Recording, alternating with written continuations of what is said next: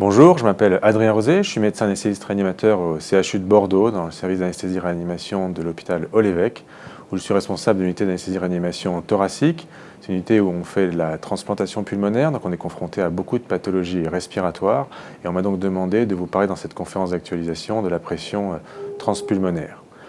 Pourquoi, pour qui, comment? Donc je vais vous expliquer tout d'abord comment on utilise le ballonnet œsophagien et la sonde gastrique qui est associée, comment elle se met en place, comment on la teste, et puis ensuite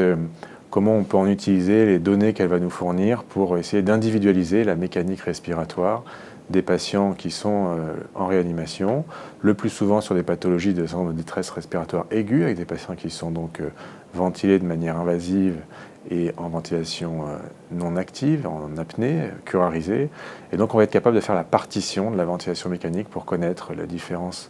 en termes d'élastance du système respiratoire en entier, mais aussi de la partie pulmonaire et de la partie liée à la paroi thoracique.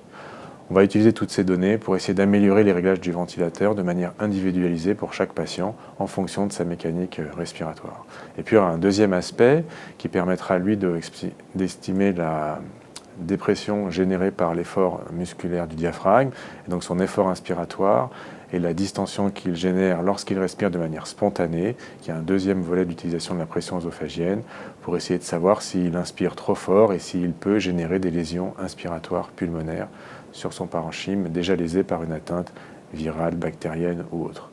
Donc voilà, on va discuter de tout ça lors de cette conférence et j'espère vous amener à utiliser ce type de mécanique respiratoire d'évaluation dans le futur.